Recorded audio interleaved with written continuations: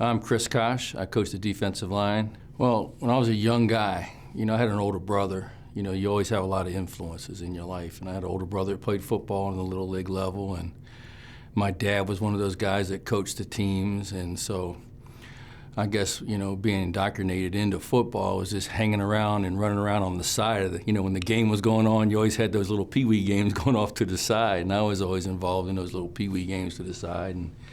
And always, I wanted to be the next guy to do that. And when I was old enough to do it, when I was in little ankle biters playing football, and the helmet and the pads were bigger than I was, but I kind of fell in love with it then. It was something that I excelled in, something that I look forward to, getting home from school and walking down to the park and going to football practice, and especially Saturday mornings going down there. And when you had the games going on every hour from, the 60-pound ball to 70, 80, and the ages go up, up to 150-pound guys playing football, which I thought were giants at the time.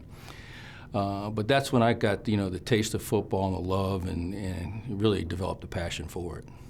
I got into coaching by accident later on in college, but I guess I was influenced without knowing it at the time. But, the people that were involved with me as a young guy, that he kept you busy, kept you motivated, taught you the base fundamentals, taught you how to be a teammate and how to care about something bigger than you.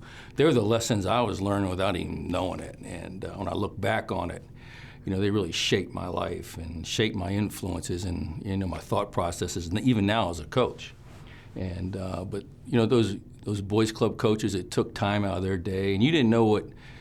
They're doing all this for free and driving us around and putting 10 guys in the back of a pickup and driving down the Beltway in D.C. You can't do that anymore, but that's how we used to go to games. And we didn't think nothing of it. But they kept us busy. They kept us out of trouble. They taught us right from wrong. They taught us a little bit about discipline and how to be unselfish. And, they're the kind of elements you still want to, even now when I'm coaching now, that you want your players to take away those kind of elements or ingredients from football.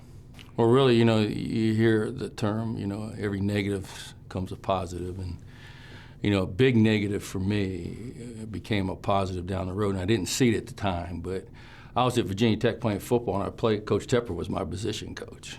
And earlier on in my career, I had some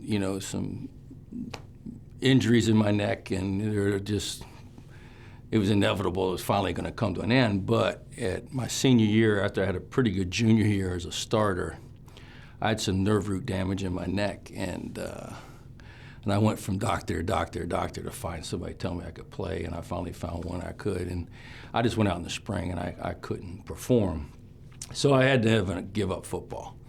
And I didn't really know what I wanted to do right then, and I had a year left in school, and Coach Dooley, my head coach at Virginia Tech, brought me over and said, "You're going to be a coach and finish your degree and all that." And it's kind of hard-headed. I really didn't want to be a coach.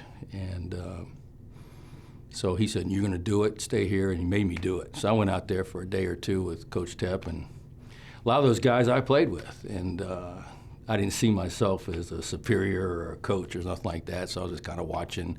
I was out there reluctantly. And Coach, we had two young linebackers end up being really good players, and Coach Tepp kind of put me off to the side with them, and through his motivation and teaching, and he kind of pushed me into it, and I started liking coaching because I took pride in these guys. They ended up playing the next year, and I felt like I had somewhat of an influence on them, so that kind of started my coaching career. And I've had many linebackers in my career go on to the NFL, and I think I got over 25 NFL guys that I've trained and coached in the NFL, and had 2 Butkus Award winners, so very proud of that, and been able to go places and help turn it around in a year or two and have an influence on their defense and their overall team chemistry. Started off as a graduate assistant, then went to be a graduate assistant in Minnesota, and that's where I came into contact with Lou Holtz. And then what I did, I went from Division I to Division III. I got my first job as a defensive coordinator at 24 years old, or 23 years old, I can't remember, and I had to be the weight coach, I had to recruit them, I had to train coaches, I had to hire, I had to coach everything. And I thought I knew, but I really learned what I didn't know. And it really taught me a lot of lessons. It taught me how to wear a lot of hats. within an athletic department and worked in administration and admissions at the time. So that was a great teaching tool for me to learn. And then from there I went on to Southeast Missouri State. And John Gruden had just left there as the quarterback coach, so I didn't know John was going to be big, to do at the time, but he was there. And then I went to UNLV. So I made some stops early on, just moving up to Division I, and then returned to Minnesota, and that's when I got back into D1 football as a defensive line coach there for a former Virginia Tech assistant, John Gudikins. And then we got let go a year there, and that's when Coach Tepper got the job at Illinois, and I went down and coached linebackers and assistant head coach and defense coordinator there for him for 5 years. Then I went back home to Maryland for a year and coached there and was a recruiting coordinator there. Then I came in contact with Nick Saban, and Nick taught me a lot of stuff about coverage, and I was really influenced by him. And then Lou Holtz got a head job and asked me to come back. So I went back with him, and I was at South Carolina for 5 years and helped, bring that program back up, and went to 2 straight bowls there and had successful seasons, had one of the biggest turnarounds in college football.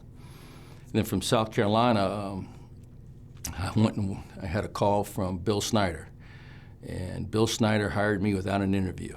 I was so impressed by that. I had other opportunities to go other places, but I just thought it took so much guts to hire a guy without meeting him. And he said, I know everything about you, and I'm going to offer you this, this, and this. And I went there and started working for him. And when he retired, I went back to Maryland and coached there for 3 seasons. And they had not been into a bowl game in 2 years, and we went to 3 straight bowls there and worked with Ralph Friedgen.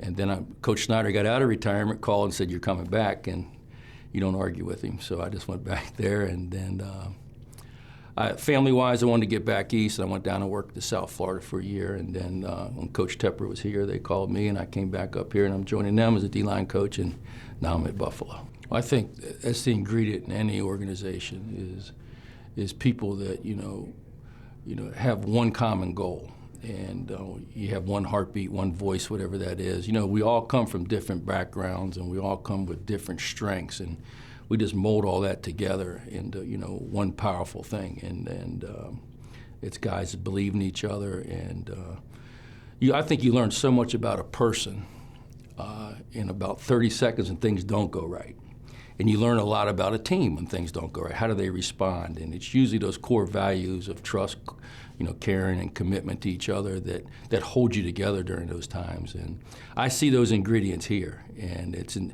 I think it starts from the top. It starts with your head coach, down to your assistants, and it goes into your locker room with your team. And is sometimes the best example, the best sermon's a good example. And that's what we got to be, and that's what our kids are going to do on the field. And I see those on that field. I see that kind of togetherness and that family aspect, permeate on the practice field.